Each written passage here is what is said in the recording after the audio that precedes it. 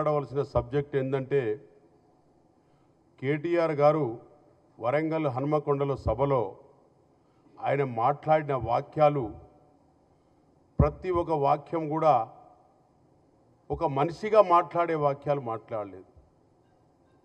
ప్రతి ఒక్క వాక్యాలు ఒక వగ్గర్ లాంగ్వేజ్లో మాట్లాడుతూ సంస్కారం లేనట్టు మాట్లాడుతూ ఏ మాత్రం ఆయనకు అసలు ఈ రాష్ట్రం గురించి కానీ ఈ రాష్ట్ర రైతుల గురించి కానీ ప్రజల గురించి కానీ ఏ మాత్రం అవగాహన లేని వ్యక్తి.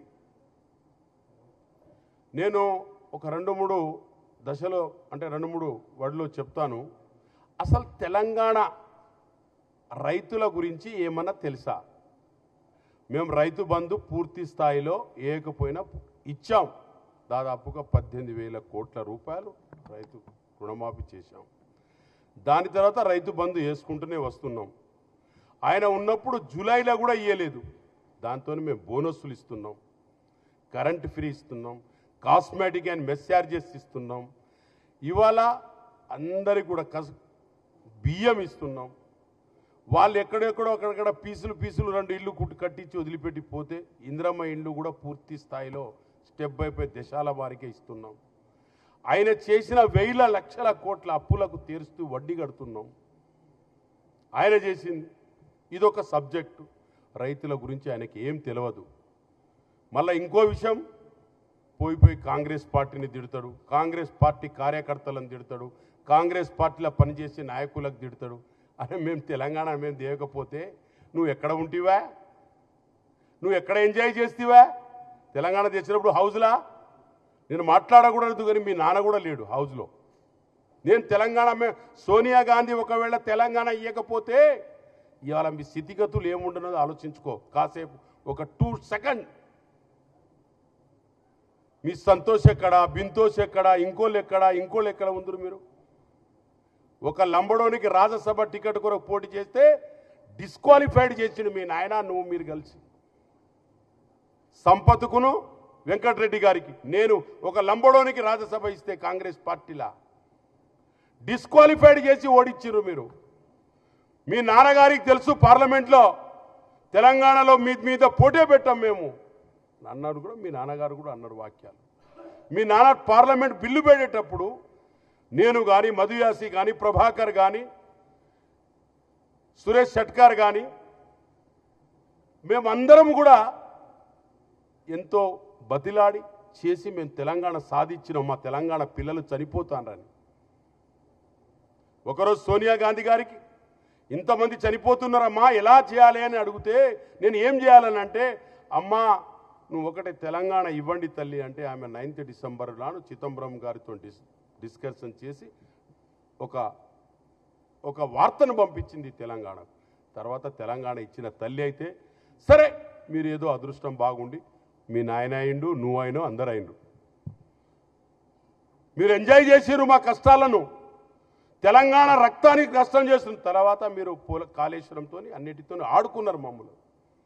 ఇలా రేవంత్ రెడ్డి గారికి చీరలు ఇస్తలేడా? ఎలాంటి చీరలు ఇస్తున్నాడు?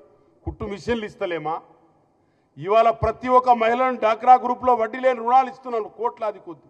దానికి ఇంట్రెస్ట్ కడుతున్నాం మేము. సన్న బియ్యం ఇస్తున్నారు, ఇందిరమ్మ ఇండ్లు ఇస్తున్నాం. కాంగ్రెస్ పార్టీ ఇవాళ మీరు చేసిన అప్పులు కూడా తీరుస్తున్నాం. మీరు ఎక్కడెక్కడో దాచుకున్న డబ్బులకు మేము వడ్డీలు కడుతున్నాం. రేవంత్ రెడ్డి గారు నాయకత్వంలో, కాంగ్రెస్ పార్టీ రాహుల్ గాంధీ గారి నాయకత్వంలో ప్రజలకు అందుబాటులో ఉంటూ ప్రతి ఒక్క స్కీమ్ కూడా మేము ఇంప్లిమెంట్ చేస్తున్నాం. దానికి నువ్వు ఓర్వలేక కాంగ్రెస్లను తిట్టుడు, గౌరవంలో మా రేవంత్ రెడ్డి ముఖ్యమంత్రి గారిని తిట్టుడు, ఇలాంటి వాక్యాలు నువ్వు చేస్తే ఇంకోసారి నేను ఇవాళ చెప్తున్నా, మీరు ట్రైబల్ 6 మండలాలు అమ్ముకున్నారు, సీలేరు ప్రాజెక్టు అమ్ముకున్నారు. ఫస్ట్ అమెండ్మెంట్లో అది లేనే లేదు. కేటీఆర్ గారు నీకు అసలు అవగాహన లేదు ఈ రాష్ట్రం మీద. నువ్వు అసలు ఈ రాష్ట్రానికే పనికిరావు. ఏం లాంగ్వేజ్ అది నీది? ఓ మనిషిగా మాట్లాడే లాంగ్వేజ్ మాట్లాడినావా? నువ్వు ఇంకోసారి మాట్లాడవా? నేను చూస్తా నీ సంగతి ఏందో. నీ సంగతి ఏందో మేము చూస్తాం. ఇంకోసారి మాట్లాడి చూడు. నువ్వు మీరు ఏ కులానికి ఎట్లా బాగుపోయారు? ఇవాళ ఇందిరాగాంధీ సోనియా గారి గురించి తిడుతున్నారు. ఇవాళ ఇందిరాగాంధీ గారు ట్రైబల్కు ఎస్టీలో కలిపితే సంవత్సరాల కొద్ది డాక్టర్లు అవుతున్నారు, సంవత్సరాల కొద్ది ఇంజనీర్లు అవుతున్నారు. గ్రూప్ 1 ఫోర్త్ గ్రూప్ చేసిండు గౌరవనీయుల ముఖ్యమంత్రి గారు, గ్రూప్ 1 చేసిండు, గ్రూప్ 2 చేసిండు. ఎంప్లాయ్మెంట్ ఇలా ఎంతమంది ఆఫీసర్లు లంబడంలో దాంట్లో అయిందంటే ఆ రోజుల సోనియా గాంధీ గారు, ఇందిరాగాంధీ గారు, అదేవిధంగా రేవంత్ రెడ్డి గారు. ఇలా గ్రూప్ 1 పోస్టులో మీరు పేపర్లు అవుట్ చేసి మళ్ళీ బ్లాక్మెయిల్ చేసి ఎన్నో రకరకాలు చేస్తే ఇవాళ రేవంత్ రెడ్డి గారు దాన్ని సరిదిద్ది ఇవాళ దాదాపుగా ఎన్నో గ్రూప్ 1, గ్రూప్ 2B, గ్రూప్ 4 ఇవన్నీ పోస్టులు కూడా ఫుల్ఫిల్ చేసిన నాయకత్వం రేవంత్ రెడ్డి గారిది. కరెంట్ ఫ్రీ ఇస్తలేమా? సన్న బియ్యం ఇస్తలేమా? ఇవాళ సన్న బియ్యం తింటున్నారు. ఇవాళ పిల్లలంతా హాస్టల్లో కాస్మెటిక్ ఛార్జ్, మెస్ ఛార్జ్, సన్న బియ్యం తింటున్నారు. ఇంద్రమ్మ ఇండ్లు ఇస్తున్నాం, కరెంట్ ఫ్రీ ఇస్తున్నాం. మీరు చేసిన అప్పులకు డిలే చేసుకుంటా కొద్దిగా ఆలస్యమైన మేము రైతు రుణమాఫీ ఇస్తున్నాం, రైతు బంధు ఇస్తున్నాం, బోనస్ ఇస్తున్నాం. నీకు మాట్లాడే తెలివి ఉంటే కూల్గా మాట్లాడు, నిన్ను ఎవరైనా గౌరవిస్తారు. తెలంగాణ కష్టపడి నువ్వు తెచ్చినవా? మేము తెలంగాణ కొట్లాడినప్పుడు ఎక్కడ ఉన్నావాను? కేటీఆర్ గారు మీరు ఎక్కడున్నారు? మీ నానే రాలేదు అక్కడ లోపలికి. తెలంగాణ బైబర్కేషన్ అయ్యేటప్పుడు ఫస్ట్ అమెండ్మెంట్లో 90 విలేజెసే ఉన్నాయి. తర్వాత ఎలక్షన్ అయిపోయిన తర్వాత నువ్వు 6 మండలాలు అమ్ముకున్నారు. మీరు సీలర్ ప్రాజెక్ట్ అమ్ముకున్నారు మీరు ఆంధ్రలకు. నీకు తెలిస్తే తెలిసినట్టు మాట్లాడు. అవగాహన లేకుండా గౌరవనీయ రేవంత్ రెడ్డి గారికి, అదే విధంగా క్యాబినెట్లకు, అదే విధంగా పార్టీ కార్యకర్తలకు, నాయకులకు, కాంగ్రెస్ నాయకులకు తిడితే నువ్వు నీకు ఏ విధంగా పంపించాలో మళ్ళీ పంపిస్తాం. నువ్వు అనుకుంటున్నామేమో నువ్వు పెద్ద నిజాయితీ పరుడు లెక్క మాట్లాడుతున్నావు. నీ నిజాయితీ మాకు తెలియదా? ఈ రాష్ట్రంలో ఎవరి నిజాయితీ ఏంటిదో మాకు తెలియదా? మీరేమేం చేసిర్రో మాకు తెలియదా? ఇంకోసారి కాంగ్రెస్ పార్టీ కార్యకర్తల మీద, కాంగ్రెస్ పార్టీ నాయకుల మీద, కాంగ్రెస్ పార్టీ రేవంత్ రెడ్డి గారి మీద, గౌరవనీయ ముఖ్యమంత్రి గారి మీద ఇలాంటి వాక్యాలు చేస్తే మాత్రం నువ్వు వరంగల్ పోయి హన్మకొండలో పోయి వాక్యాలు చేశావు. అరే తురే కన్నా ఎక్కువ దిగలేదు. అదే నీకు 1 ఏళ్ళను చూపిస్తే నీకు కూడా మళ్ళీ 4 ఏళ్ళు కూడా చూపిస్తాయి. మేము నీ లెక్క మాట్లాడేతో పద్ధతి కాదు. నీకు లాంగ్వేజ్ మాట్లాడడం రాదు. గల్లలు బట్టి కొట్టుమంటావా కాంగ్రెస్ వాళ్ళకు? నువ్వు గల్లలు బట్టి కొడితే నీకు ముడ్డి మీద కొడతారు. కేటీఆర్ గారు నీకు ముడ్డి మీద కొడతారు కాంగ్రెస్ కార్యకర్తలు. నువ్వు అనుకుంటున్నావేదో పెద్ద నేను తెలివి గల్లోని, నా అంత తెలివి ఏది లేదు. ప్రజల కొంపలు ముంచి బతికినోని నీకో తెలివియా? నీకో సరస్వతి లక్షణం కూడా ఉందా? నీకో పద్ధతి ఉందా? తెలంగాణ ఇస్తే సోనియా గాంధీ ఇస్తే అభిక్ష సోనియా రాహుల్ గాంధీని తిడతావు నువ్వు. వాడెవడో ఉండే వీడెవడో ఉండే అని కామన్ సెన్స్ లేకుండా మాట్లాడుతున్నావు. ప్రజలు తెలుసుకోరనేం లేదు. ఇంకోసారి ఇలాంటి నేను ఎక్కువ డిస్కషన్లో పోతలేం. ఇలాంటి వాక్యాలు ఇంకోసారి చేస్తే కాంగ్రెస్ పార్టీ మీద, కాంగ్రెస్ కార్యకర్తల మీద, గౌరవనీయులైన రేవంత్ రెడ్డి ముఖ్యమంత్రి గారి మీద, క్యాబినెట్ మీద, రాహుల్ గాంధీ మీద, సోనియా గాంధీ మీద. మీ నాన్న మొన్న రాజీవ్ గాంధీ గురించి మాట్లాడుతున్నాను.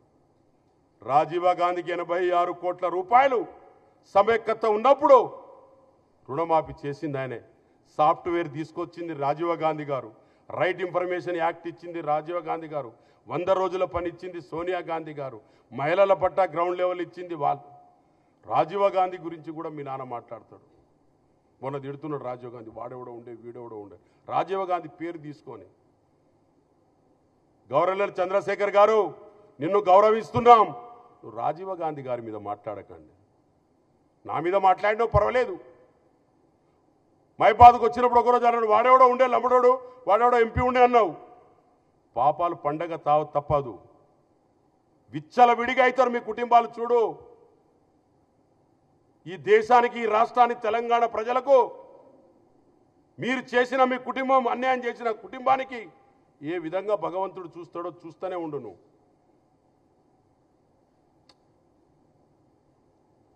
అదేవిధంగా అదేవిధంగా రాబోయే రోజుల్లో తప్పకుండా అనుభవిస్తావు, చూస్తూ ఉండు, సీ అండ్ వెయిట్. నేను ఎక్కువ మాట్లాడదలుచుకోలేదు, ఎందుకంటే నువ్వు మాట్లాడే వ్యవహారం కరెక్ట్ కాదు.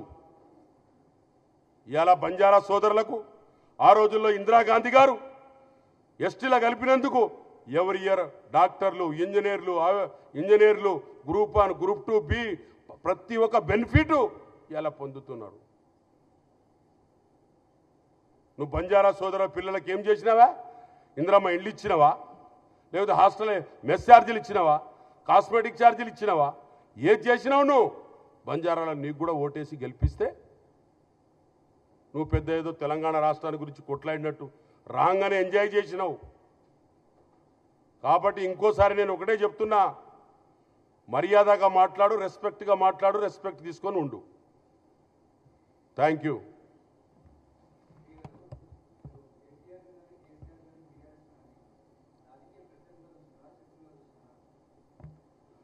రాజకీయ ప్రతిగా నేను చూస్తలేను, ఎందుకంటే అట్లాంటి మాటలు మాట్లాడేటోళ్లకు నేను రాజకీయవేత్తగా చూడను. రాజకీయ ఒక వేత్త, ప్రజల మనిషి, ప్రజల క్షేమం కోరే వ్యక్తి అరే తురే అని మాట్లాడు. దానికి రాజకీయ లీడర్ గారు రాజకీయవేత్తకి ఎట్లా చూస్తాను నేను? రాజకీయవేత్త ఉన్నాడు, మనకు రావాల్సింది ఏంది? ఆయన ఏమంటాడు? కొనుగోలు కేంద్రాలు లేవంటాడు. కొనుగోలు కేంద్రాలు మండలానికి 2 కేంద్రాలు ఉన్నాయి, కొనుగోలు మక్క కేంద్రాలే లేవంటాడు. గ్రౌండ్ లెవెల్పై చూడమని చెప్పండి. కేంద్రాలు ఒకవేళ లేకపోతే మీరు చెప్పండి, కేంద్రాలు లేని మొక్కజొన్న కుంటలు లేవు, కేంద్రాలే లేవంటాడు. ఒక్కటి కూడా లేదంటారు. మండలానికి 2-3 కేంద్రాలు మొక్కజొన్న కొనే కేంద్రాలు పెట్టినాం మేము. పోయి చూసుకోమను. నేను ఆయనకు రాజకీయ లీడర్గా నేను అసలే చూడను. ఎందుకు చూడనంటే మాట్లాడే లాంగ్వేజ్, ఒక్కరి లాంగ్వేజ్ మాట్లాడతాడు ఎవరు పడితే వాళ్ళ మీద. మళ్ళీ మా వాళ్ళు మాట్లాడితే ఎందుకు మాట్లాడిందంటారు, కౌంటర్ వేస్తే ఎందుకు కౌంటర్ వేసిందంటారు. అరే నేను ఒక రాజ్యసభకు పోటీ చేస్తే వెంకటరెడ్డిను, సంపత్ను డిస్క్వాలిఫైడ్ చేసిండ్రా. నేను కూడా ఒక ట్రైబలే కదా. ప్రజెంట్ ఎమ్మెల్యేలను డిస్క్వాలిఫైడ్ చేసి ఓటు వేయకుండా చేసిన పార్టీ వీళ్ళది, టీఆర్ఎస్ పార్టీ. మరి ఆ రోజుల్లో కూడా ఈయన భాగ్యస్వామ్యం ఉండే కదా. మేమేం తప్పు చేసినామని? మేము ఈ రాష్ట్రాల్లో లేవా? మేము ఎంత పర్సెంటేజ్ ఉన్నాం, వీళ్ళు ఎంత పర్సెంటేజ్ ఉన్నారు? నేను ఆ కులాల జోలికి పోతలేను. ఇంకా ఆ రోజులో వెల్మ నీకు గెలిపించుకున్నావు, మరి నేను ఏమన్నా సంతోష్ గెలిపించుకున్నావు. సంతోష్ పార్టీలో ఏం పని చేస్తుండే ఇక్కడ ఈ తెలంగాణ రాష్ట్రానికి? మేము పోరాటం చేసినాం, పోరాటం చేసి తెలంగాణ తెచ్చింది మేము. హౌస్ లోపల పడుకున్నాం, సోనియా గాంధీని బదిలాడుకున్నాం, సుష్మా స్వరాజ్ను బదిలాడుకున్నాం. ఏ విధంగా తెచ్చినామంటే ఆ విధంగా తెలంగాణ తీసుకొస్తే సరే మీ అదృష్టం బాగుండి మీరు లక్కీలా వచ్చారు గవర్నమెంట్కు. వచ్చిన తర్వాత కూడా చేశారు మమ్మలను. అయినా మేమేమంటలేము. ఒక 5 సంవత్సరాలు, ఒక 4 సంవత్సరాలు మా పరిపాలన చూడండి, ఒక 5 సంవత్సరాలు మా పరిపాలన చూడండి. మేము ఏ స్కీమ్ ఇస్తలేము. 7 గ్యారెంటీలు ఎక్కడ ఇవ్వలే. ఇవాళ మహిళలకు డాక్రాకు మహిళలకు రూపాయి వడ్డీ లేని రుణంని ఫ్రీగా ఇచ్చి ఇంట్రెస్ట్ మేము కడుతున్నాం. కోట్లాది రూపాయలు కట్టుకుంటూ ఇవాళ మహిళలకు లోన్లు ఇస్తున్నాం. ఆయనకు లీడర్గా అయితే నేను ఎప్పుడు చూస్తలేను. ఆయన అసలు లీడరే కాదు. లీడర్ అయినోడు ఇట్లా మాట్లాడాడు. పద్ధతి, ఒక క్లారిటీ, పద్ధతిగా మాట్లాడమనండి, మేము వింటాం. పద్ధతే లేదు. ఒక్కరి లాంగ్వేజ్ ఎక్కడ పడితే అక్కడ రోజు యూట్యూబ్లో. అదేం లాంగ్వేజ్ అండి? ఆయన అనుకుంటానేమో ఎవరు మాట్లాడతలేరని. రేవంత్ రెడ్డి ఒకరే మాట్లాడుతున్నాను అనుకున్నాను. మేము ఎగబడ్డ రోజులు, మళ్ళా తిరుగుబడ్డ రోజులు, తెలంగాణ ఏ విధంగా సాధించినామో ఆ విధంగా పంపిస్తాం ఊరుకు బయట. ఊరు బయట పంపిస్తాం ఆయనకు. ఆయన హైదరాబాద్లో కాదు ఉండేది. ఆయన వ్యక్తిగతం ఎట్లాంటివి తెలుసా? నేను మాట్లాడకూడదు కానీ మాట్లాడుతున్నా. ట్యాంక్ బండ్ ఎంత బాగుంది, పైన చూస్తే నీళ్ళు ఎంత గలీజు ఉన్నాయి. అటువంటి క్యారెక్టర్ ఆయనది. ఏది పడితే కాంగ్రెస్ను గల్లబట్టి కొడతాడట కాలరు. ఏది రా కొట్టురా. రా కొడుదురా కాలర్ బట్టి.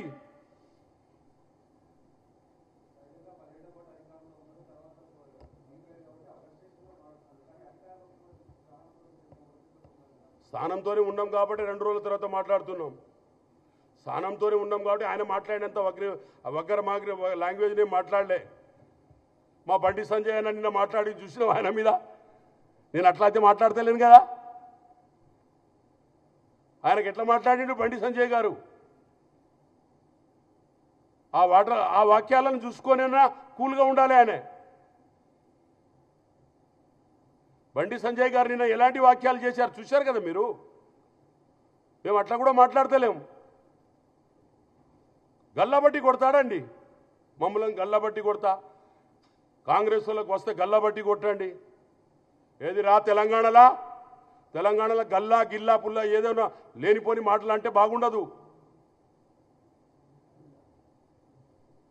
మేము ఆ రోజుల తెలంగాణ సాధించిన ప్రజల తీర్పు ఇచ్చిన 10 years కామ్గా ఉన్నాం. ప్రజల నిర్ణయమే మన నిర్ణయం అనుకొని సైలెన్స్గా ఉన్నాం. ఈయన ఎంతవరకు తెలంగాణలో కొట్లాడిండు? 62 సంవత్సరాలు కొట్లాడిన తెలంగాణ ప్రజల చరిత్ర ఉంది ఇక్కడ. ఎంతోమంది చచ్చిపోయారు మా వీకర్ సెక్షన్లు, మా జాతీయులు ఎంతోమంది చచ్చిపోయారు.